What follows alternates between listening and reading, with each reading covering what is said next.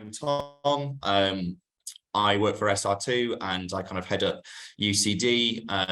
What I'll do, I'll let the guys kind of intro themselves over the next few minutes, but I'll give a kind of a brief kind of overview as to what this meetup is about and kind of the meetup group as a whole. So UCD and Gov, this is a new group. This is kind of the first event we're doing. It's something that I've tried to create myself in terms of moving forward. What we're looking to do is just hold meetups either monthly or bi-monthly, whether that be, lightning talks, panel events, eventually kind of in-person events too. What we're looking to kind of do is just kind of cover a broad range of topics within user-centered design, largely related to the public sector. That's my specialism, and that's where most of my kind of audience are anyway. So we feel like it's going to be very kind of relevant. What we're trying to look to do as well is keep it relevant to that and kind of give a voice to people who might not necessarily have a chance to talk about such such things kind of that they're working to day to day. Give them a voice to be able to do this. So it's basically, it's by practitioners, for practitioners. I'm merely kind of just the facilitator in this. But it seems to be obviously this first event's obviously got quite a bit of good attention, which is nice to see. I don't know if everyone wants to start kind of introducing themselves. I don't know, Jonathan, do you want to start? I am John Sykes. My current role actually is with National Highways. They call me a head of service standards. If you actually look at what I do, it's probably more like a delivery lead.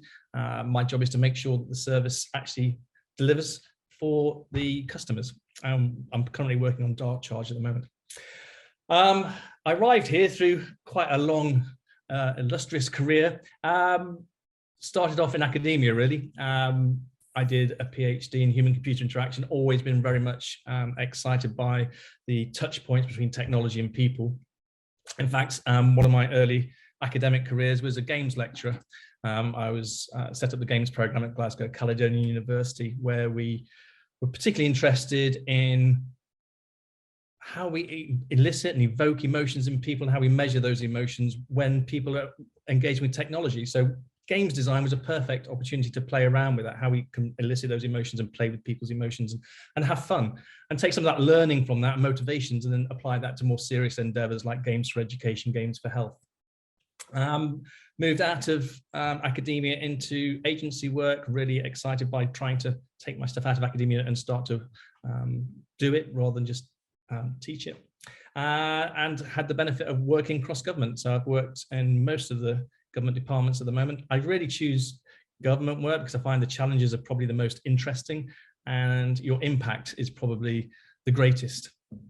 Yeah, no, thanks for that, John. Gemma, do you want to introduce yourself and kind of what you've been doing? Yeah, hi everyone. So I'm Gemma. I'm a senior service designer at Farsight Consulting, and I have a slightly less illustrious career path than John.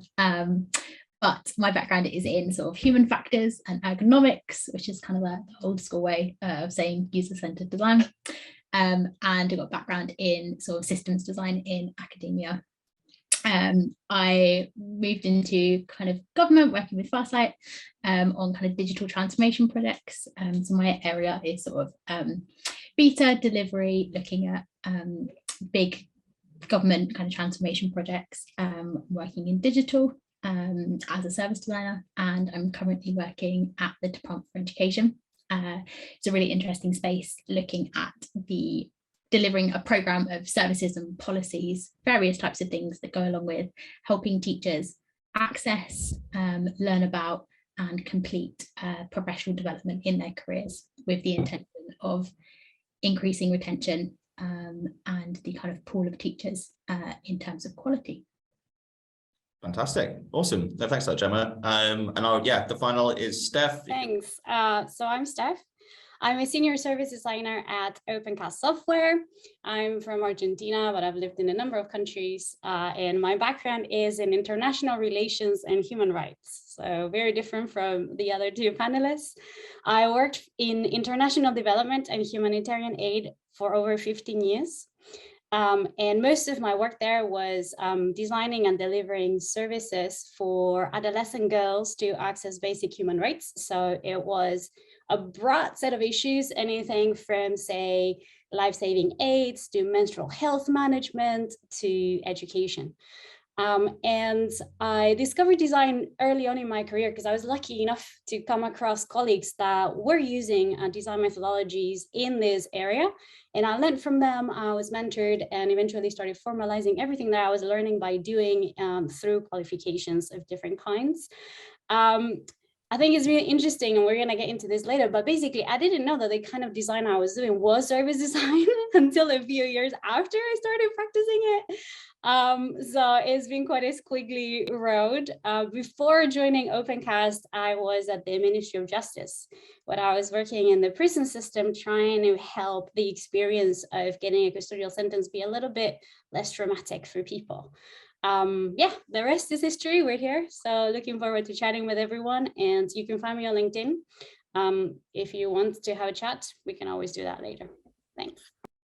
No, awesome. Yeah, no, thanks for that, Steph. That's really good really good to hear kind of everyone's backgrounds. But yeah, well, obviously what we're going to do is talk about what does it mean to do service design. Now, this is a topic that I discussed with each three of these panelists, kind of within depth, and there's lots of interesting thoughts by each of them. And what we're looking to do is kind of collate a few of the main discussion points and kind of work through them over this next hour or so. The first point we kind of thought might be an interesting part to cover is looking at the service manual and how the government might have defined the role of a service designer a few years ago. As we all kind of know, it's a relatively new name of a discipline.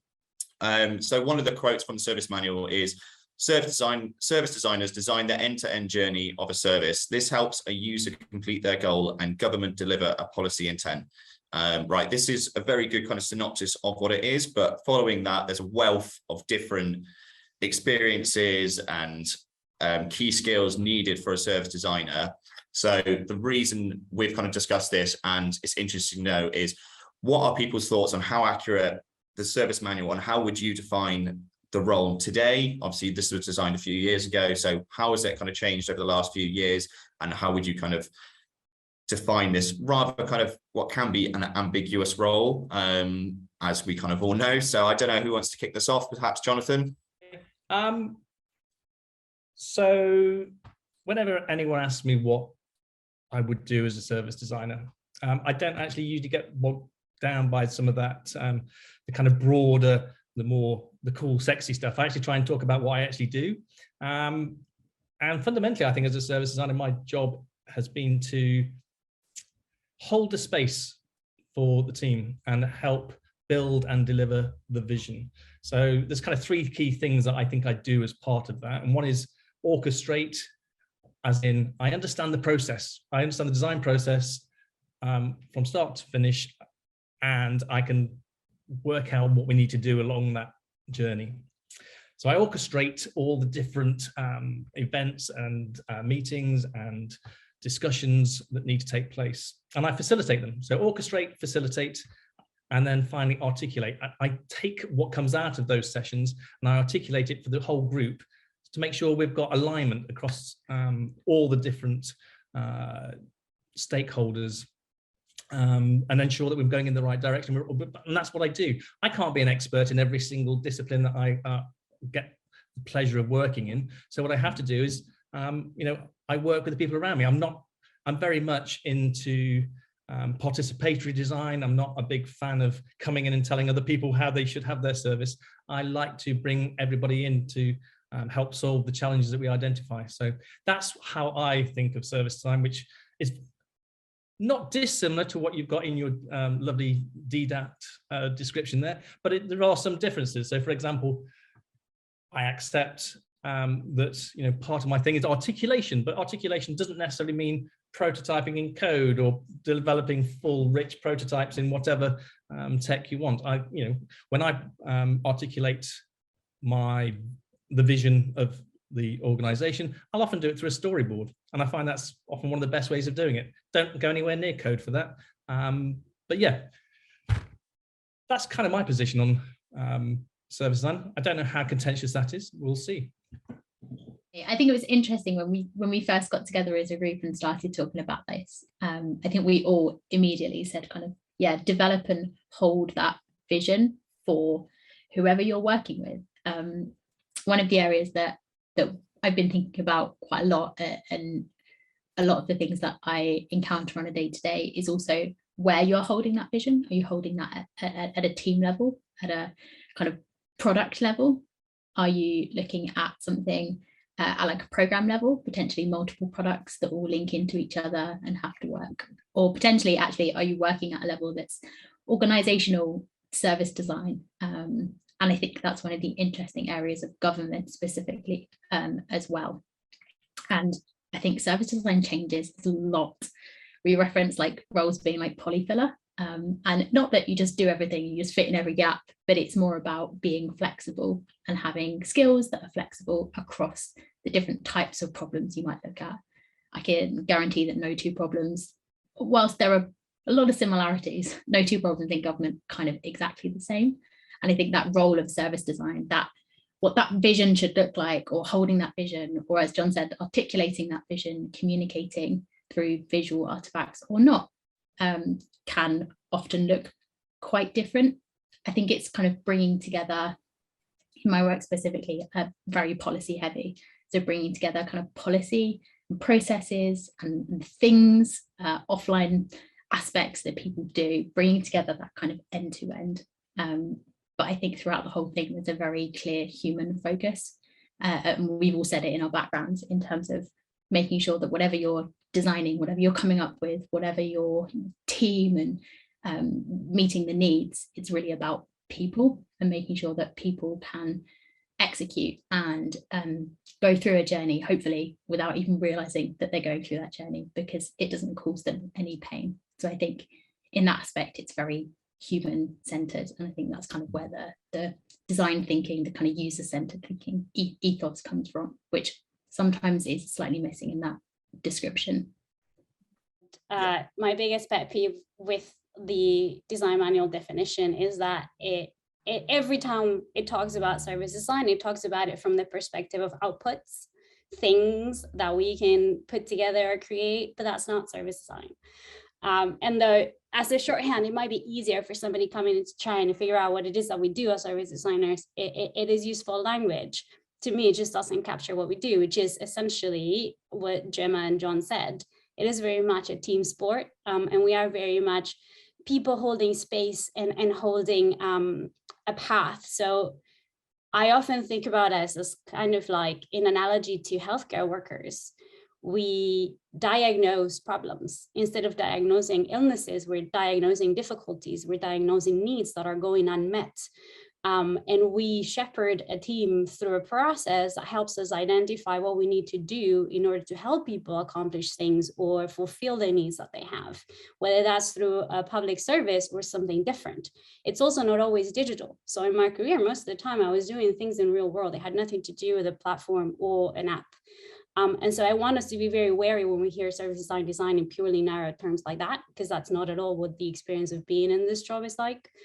If we think about it from the perspective of mindsets and skill sets, service designers are distinguished by being highly analytical.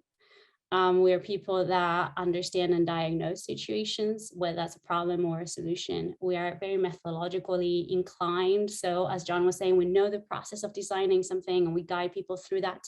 We have a toolbox. We know how to choose methodologies, the right ones for the right situation. Timings, teams, all that kind of stuff. And we also have to be great communicators. We often have to distill complexity into simple terms for non-specialists. So that's really how I look at us, which goes to what Gemma was saying about having a lot of flex in what we do and how we show up in the role. So sorry, Tom, it sounds like we're all in agreement. We've not got any contention here at all. There's no drama. No, that's good. It's nice to see obviously kind of that overall kind of agreement with it. And I know one thing we've kind of discussed, like, even though it might be kind of difficult to sometimes define what the service design role can be, and maybe that's from different angles in terms of who's defining it. But one thing that I know we've all kind of discussed is that kind of route into kind of service design, especially comparing it to what the service designer does, what is for you? I know you've all got different backgrounds. What is kind of there's no bog standard route into service design. You don't necessarily have to have done interaction design. You don't necessarily have to know content design. But John, what's your kind of thoughts on this? I know we've kind of discussed it a bit in the past, but you know, what is that traditional route? So what are the key skills that you'd be wanting to see to get the most out of someone who is a service designer? Very interesting. I think this is going to lead on to our next part as well. So I said that my route here was actually through game design. And I think having gone through that kind of teaching game design and understanding how do we, if you think about it, the game designer is trying to produce an experience with the player, but they never actually touch them physically. It's all through these mechanics, these game mechanics. And actually, as a service designer, that's exactly what we're doing. We're trying to create an experience, but we're never there holding their hands personally, and we have to do it through the mechanics, the way that the service is brought together, the offline touch points, the online touch points, the communication, how it's phrased, and the language that's used, understanding how people are coming into your service, what is the context, what is the mental model of what patterns have they seen before that might help them understand how to use your service so it doesn't even become a task. All of those things are things I would have to consider as a game designer. So it's really kind of a really good stepping stone. I think I'm fortunate enough because when I left academia, I went straight into working in an agency, Niall in Scotland actually. And I got the benefit of doing user research, and a bit of service design. And I think getting your hands dirty right from the beginning, doing user testing, doing contextual user research, pulling all that together really gives you a real empathy for the user and working out how to communicate and articulate the problems that the users are having to the team so that they can then, as a whole, come and address those together and we'll work out how best to satisfy those needs. So I don't know if I answered your question. I think I rambled a little bit, but that's what I do. No, I think that's good. Gemma, I see you kind of, you've been nodding a bit there. What's your kind of thoughts on this? Yeah, it's funny because it's a fairly new, we were talking about this just before this started actually, it's a fairly new area. In fact, technology in the grand scheme of jobs is a fairly new area. And service design kind of, comes part and parcel of that kind of user-centered design discipline. There are loads of kind of roots in more of the traditional kind of what we would have called like systems design back in the day through to UCD, UX, user research. I think there's lots of that user-centered pathways into service design. Personally, I have some experience. A lot of my background is in user research, so talking to people, building empathy, building relationships. I think if that's a side that one naturally gravitates towards, exactly like Jonathan said, funny enough, I wrote the word empathy about 5 seconds before you said the word empathy. It's that having a connection, understanding people, communicating, advocating for people. I think that is a kind of the heart of that user-centered part of being a service designer, being able to also think bigger picture, bigger vision, and then being able to look and zoom in a little bit more and think about the detail. If you're one of those people who likes to do both of those things, I think service design is a career path that you, like Steph said, you might be doing without really realizing you're doing it. And Steph, I thought this would be quite a good one for you because I think me and you spoke about this obviously quite a bit as well. How would you kind of say your role would develop throughout a service? Yeah, I think the most interesting way to look at that is your stake at different moments in a design cycle. We can talk about kind of discovery to live if we're sticking to the GDS approach, but I think the most important thing is like as a service designer, I have a different level of investment in different moments in the project. So it's really important to be involved in the early stages because it's essential for the success of a future service to right size the scope. If you don't have service design expertise early on, when you're in the process of understanding what a problem is, or what your user needs are, and scoping out the right size of that problem and then the solution, then you're going to end up with something that is too big or too small. So you're absolutely not going to fulfill the needs of the people you're seeking to serve with your new service. So in the beginning, in my experience, service designers have a huge stake and quite a leadership kind of role within a team, working very closely with your product owner, or user research, or delivery manager, and crafting the early stage process and deriving meaning from what's coming through user research particularly. So often as SDs, we are the people that have the responsibility for that creation of meaning from what we are learning through the process. As we get further into kind of testing and piloting, or the beta level of stuff, other professions take more of a leadership approach because they become more significant. Where you might rely on your devs or your interaction designers for the front end stuff if you're working in digital to take the lead through that process. But you have to stay connected, because as we were saying before, we're still owning that big piece, that big vision for things, that end-to-end high-level view of what people are trying to accomplish and how we need to help them do that. So we never kind of get to kind of tap out of a project, but we change our focus and towards kind of the more mature moments in the process. We're looking at kind of the monitoring and evaluation data. We're making sure that all the testing data is telling us what we need to know, and that is going in the right direction. Yeah, John, I know you've worked on quite a few big scale services, and I know what you're working on at the moment. I mean, from your side, how would you say you kind of have to adapt throughout this sort of process, and especially kind of linking to what you're doing at the moment? Steph really touched on a key point, and it's about being there at the beginning. And different organizations do things slightly differently.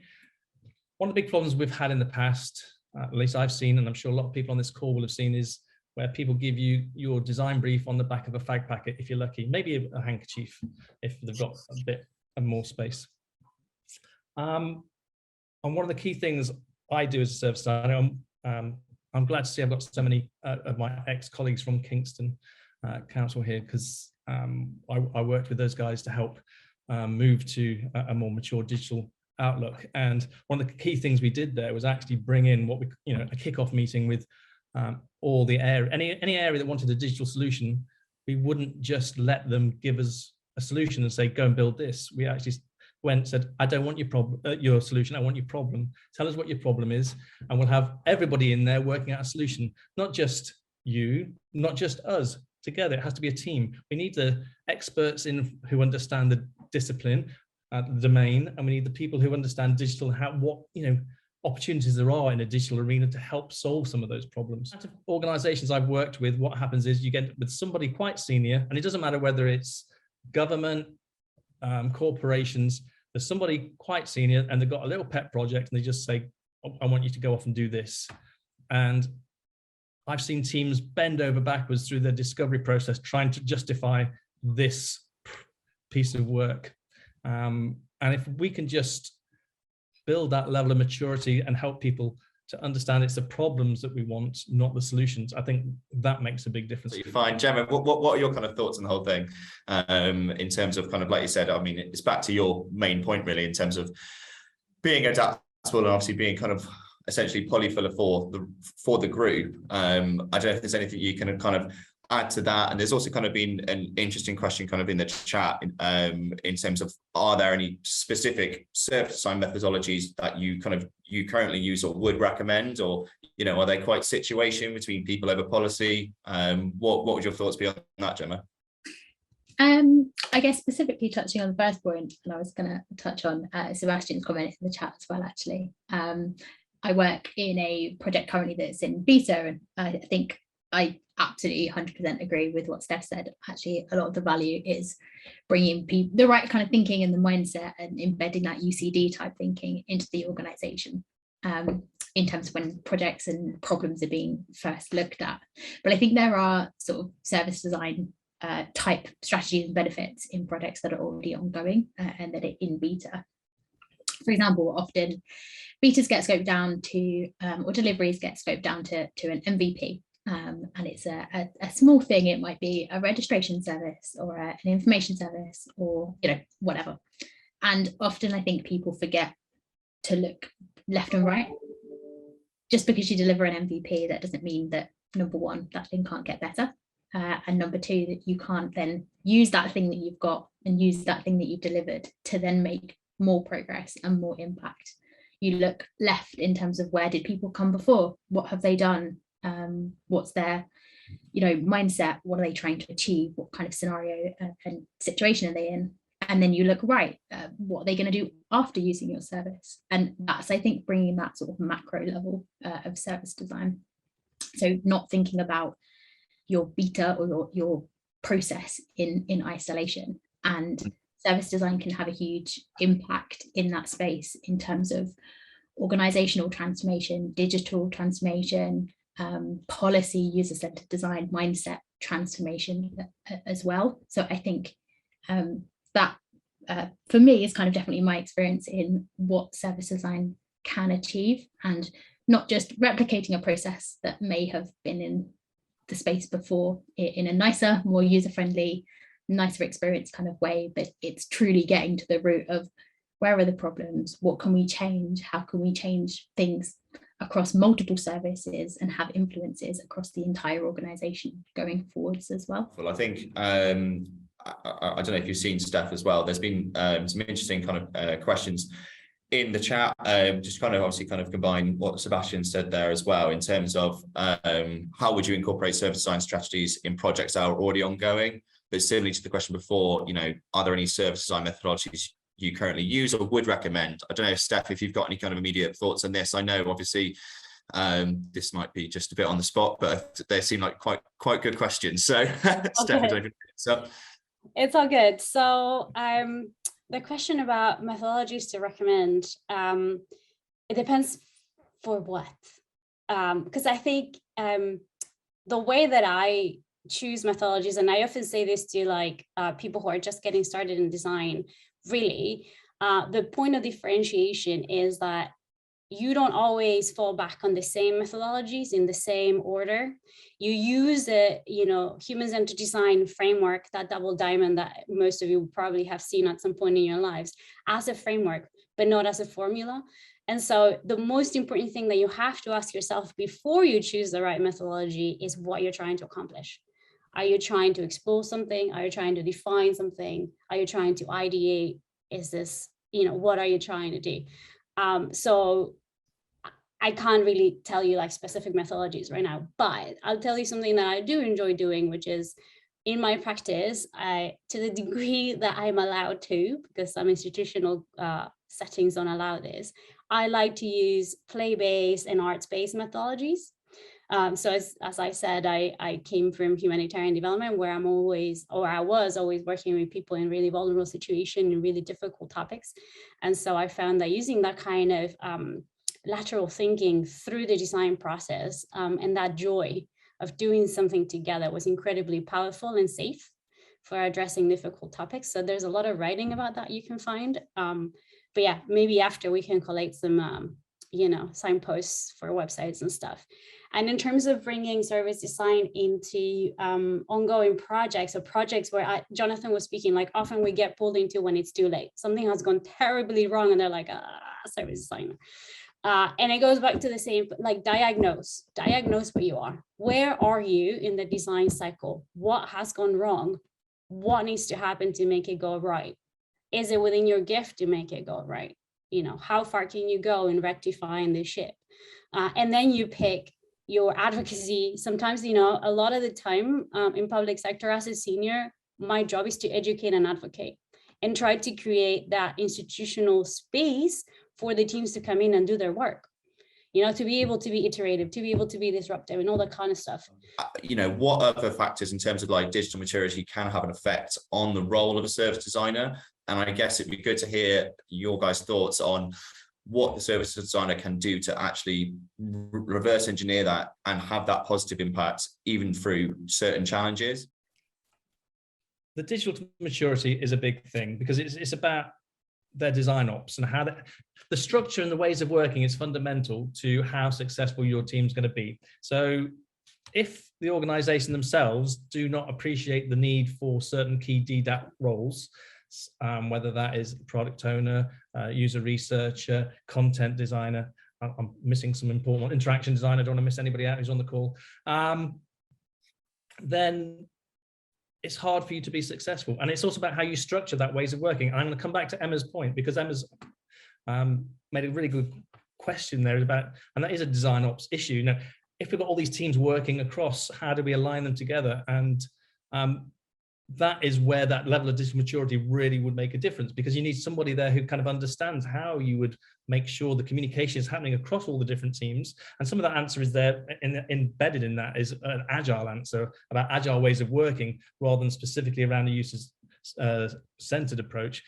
But I have worked in Department of Health where we had exactly that same problem. We had looking across holistically about how this big program was going to work, but at the same time we had multiple different teams all working, some in Newcastle, some in London, all working on different parts of it. How do we bring that together? And I think from a service design perspective, one of the key things is working top down and bottom up at the same time. So when I generally work, I work really well with good interaction designers and user researchers who are kind of in their work understanding from a user's perspective. And I'm there from a kind of high level, often talking to a lot of the stakeholders to understand, from a legal perspective, well, how's this going to impact things? From talking to the lobbyist groups, they've got their own angle and trying to get their bits, and you're trying to understand from their perspective. And you often, I was at HMCTS and we had like two totally opposing lobbying groups you're trying to satisfy, along with the government needs, along with the user needs, and you're trying to balance all of this. And the way we approach that is really about, as I say, coming back to that design ops approach. We had a team of service design looking at holistically the whole piece, and then we had the different teams would feed into that. So we had one version of where we were going, and it was alive. And I think we probably, if I remember rightly, I think that was, again, a storyboard of how the whole service would work from end to end. And we would be changing that as different people learnt, whether it was the interaction designer on team A, whether it was the service designer on team B. So you have lots of little teams working independently, but you'd have a kind of service design umbrella that sits on top of that would hold the whole vision for the whole piece, and then try and map all those together. So everyone could see how each individual element was going to then map onto the other part. So everyone could always come back to this grand vision. And that's always changing as we learn from the bottom up and the top down. I can't emphasize how important that bit is, because I find that often people spend a lot of time just in one part, and without coming together from the height and the bottom, it misses something. It really does. And how you then come together as a team to bring that insight that you've gathered, because everyone's gathering insight from lots of different places at the same time. You've got to bring that together in some form of meeting, articulation, or whatever it is, so you can then share and make decisions about how you're going to progress as a team. I was going to say one of the things was kind of like, which I think you touched on, John, but around kind of UCD thinking, UCD, how much emphasis your department or the organization or the company, whatever it is, puts on the user. And I think we've probably all got a breadth of experiences, right? From we want to create this thing and we actually don't really care whether people want it or need it or not, but we want to do this thing, right the way into actually helping find out and articulate the actual problems in the space, and then spinning up teams and products and solutions and all of those sorts of things that actually are focused on the problems and priorities. So I think a couple of things I would say are kind of factors in affecting how effective a service designer can be in an organization is sort of digital maturity, UCD type thinking, that mindset of that organization, outcome focused. So as Steph said right at the start, not being driven by outputs, but being driven by the problems and the outcomes that you want to achieve as an organization. And I guess some really strong priorities is always helpful. A lot of the times, and I can see Steph nodding, sometimes you're brought in and it's like, we have about 15 different problems, or maybe more than that, in this one little space. And it's actually about, okay, where do we start? Where's the most value? And I think service design can have a lot of impact there. as again, Stef was saying, in terms of the leadership element at the start of a project with, okay, how do we get to your future vision, the kind of process, the staging of it. So I think they're kind of two of the things. Again, I drew the little top down, bottom up thing about 5 seconds before John said it. So clearly we're freakishly aligned. I guess like just for us to like not become discouraged when we walk into spaces that are not very digitally mature, it's still a worthy pursuit to come in and do less and educate more. So especially working with very kind of old school organizations, whether that's in the public sector or elsewhere, you know, for example, where I used to work in development, the organizations are dinosaurs. They've been around since World War II, very waterfall, top-down stuff, iteration, risk-taking, creativity. What are you talking about? People are dying, you know? So we are, because it's a new discipline, oftentimes you just kind of have to come into your team and your role and figure out, okay, what are the enablers and the inhibitors of proper design in this space? And what is, how am I showing up in this space, and what can I do to open that space a little bit more? And, you know, there's this all like kind of maxim that's like show, don't tell. Showing your practice is really important, even when everything else around you is a hot mess and the team is not following a proper design process and all this kinds of stuff. Find that space for that tiny little thing that you can do that evidences your practice, because that starts putting in a chink in the armor of that rigidity, right? And eventually, even maybe after your time in this job and institution, things will start opening up. And in public sector, we have a lot of, well, there's differences in digital maturity in different public sector institutions, but also we're working in pretty difficult environments because of the DNA of public sector. These are institutions that have existed in some similar form of another for literal centuries. And leanness and iteration and moving fast and adapting is not really part of that DNA.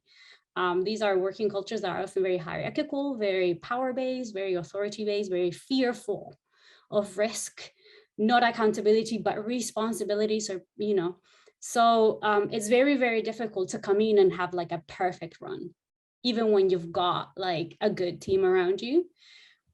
So, you know, don't be discouraged by that. Think about moving the needle a little bit at a time. Be an advocate for what you do. You know, stand your ground in your practice and what you bring. You know, I'm an activist, so, you know, imagine working at Ministry of Justice as a feminist activist. That was an interesting experiment, but, you know, it's important that we show up in these spaces in all of our humanity. You know, that's how we're moving the needle on digital maturity, in my opinion anyway, or that's kind of has been my experience.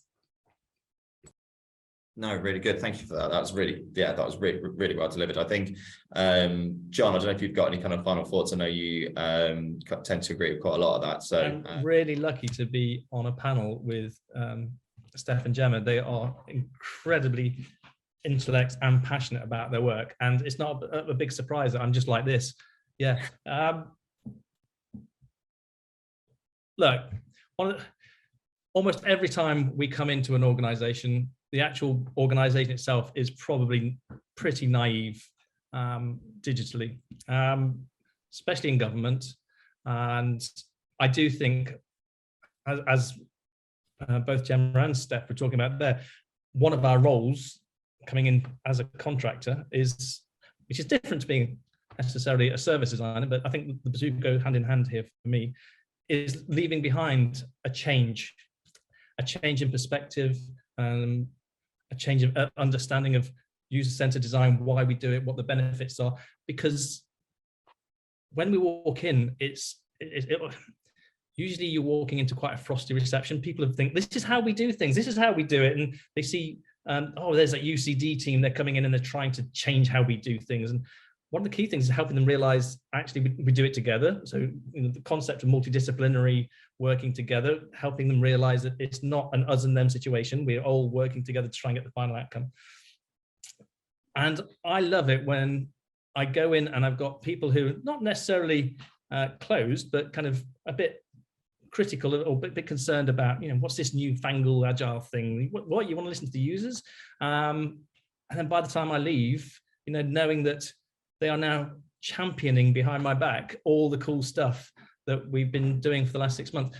There's a guy called Rob who's on the call at the moment, and I hope he doesn't, I'm not embarrassing him, but you know, when I first started working at Kingston, he wasn't a horrible critic or anything like that. He was lovely, and he was very open to listening and understanding, but he was, you know, doubtful about this whole agile way of working and how we're approaching it. When I left, he's one of my greatest advocates. You know, he is a walking, talking, user-centered, agile machine. And I think that's really when I feel like we've made our mark, is when we actually leave behind a legacy of cultural change. And I think all the things that both Gemma and Stef were talking about there is key about how we do that. And that's when I know I've done my job, actually. Designing the service is one bit, helping change the culture of the organization is a massive bit. Really kind of well put there as well. And I think that leaving a mark is a really good point. I think that kind of might lead on to quite a nice final thought, but how can you define and prove that service design works? It improves things, it's there, it's needed. And how can we now, we've been doing it obviously for a while now, how can we look back between what we've been delivering over the past 5 years to before that? What is the impact having a service designer, having that approach has actually had on delivering these services? Steph, I can see you smiling. What are your thoughts? I was smiling because I was wondering if I was going to go first. Okay. So I think to Jonathan's point of that shift in perspective, right? Like my question back to you, Tim, would be like, what is value to you? Right? Is value measurable? Or is it intangible? Is it both? Is it value for a new service or an improved service, or for people?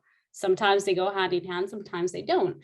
And so if you come into a very difficult environment, but even if you don't, but you can help people learn design, enjoy design. The joy of design is something that I talk a lot about, because really, how many jobs do you know that you can get paid for like an arts and crafts session with silly putty and post-its, right? And still deliver amazing stuff? Like, it's rare, but it's very important. So if all you manage to do when you're joining a service design job or a project is to bring a sense of, you know, shared mission and shared value, a sense of leanness and iteration and shared accountability without responsibility and joy, then that's value of service design. But if we talk about more tangible ways of measuring value, as service designers, we're here to help de-risk investment for organizations. That's what we do, right?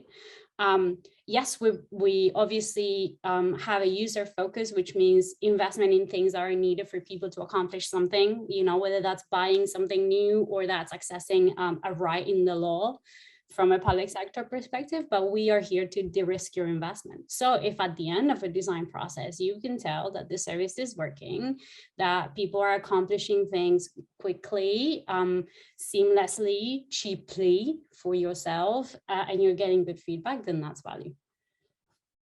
I definitely agree with the de-risking. I think in terms of value, if I've left a place, a team, an organization, whatever, having helped to set direction and communicate direction, and everyone within that organization, be it the team, the stakeholders, directors, ministers, whoever it is, anyone in that organization that holds a level of power and authority and that people listen to, even if they don't understand the nitty-gritty, hell, even if they don't understand what an API is or what it does or what it means, if I've left an organization and those people can advocate for building things and designing things for people, and being able to articulate back the vision of where we're trying to get to, and what a future state might be, I think, like I said, even if they can't exactly describe how we're going to get there or exactly describe the nitty-gritty, that for me is adding a huge amount of value alongside the educational piece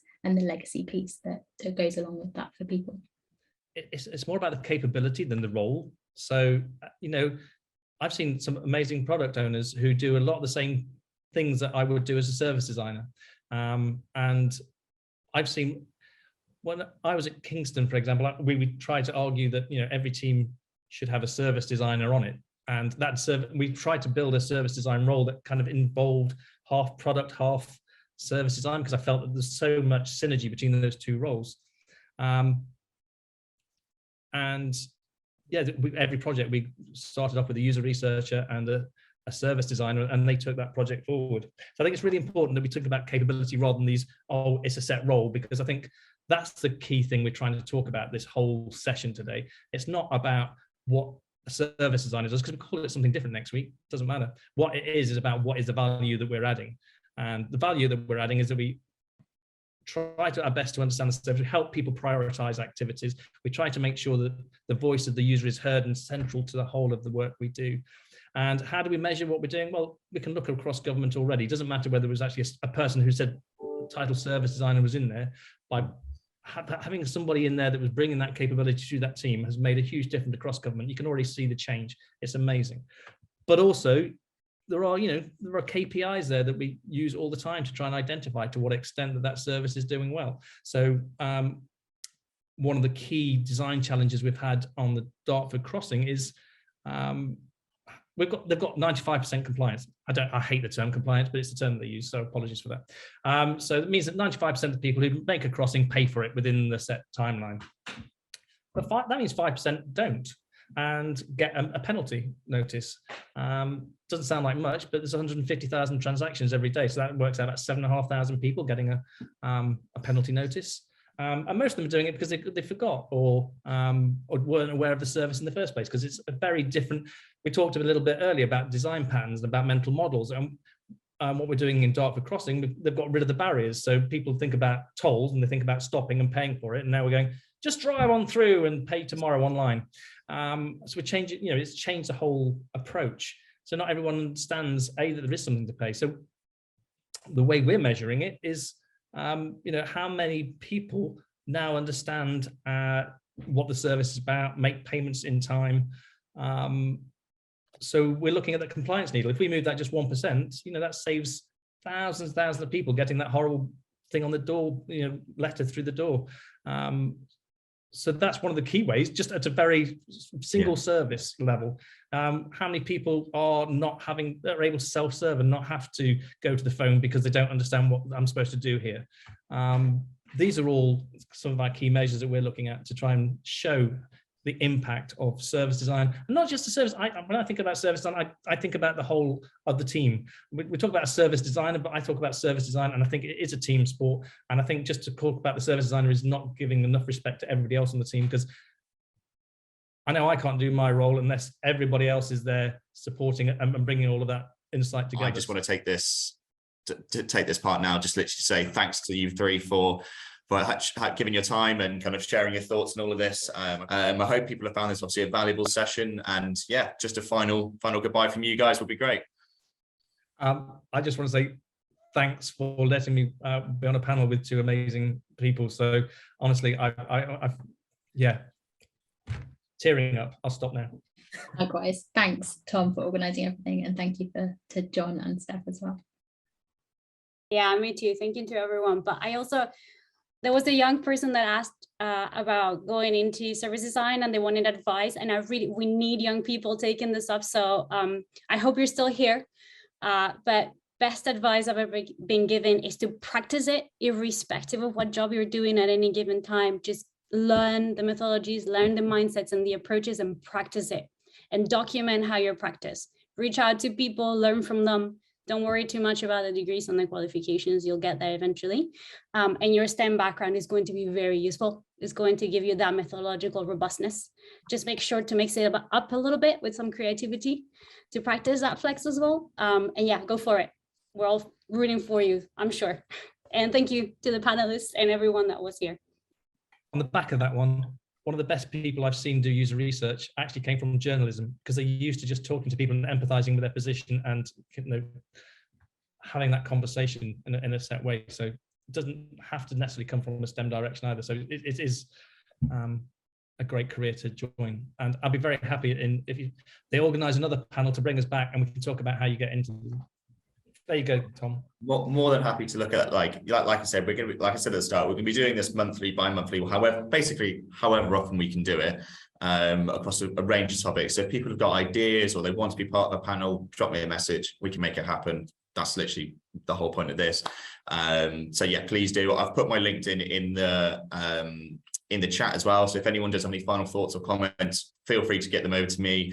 Obviously, if you want to reach out to the other guys, feel free as well. I'm sure they're more than happy to help. But otherwise, I'll let you guys get back to all your afternoons. And yeah, thank you for coming.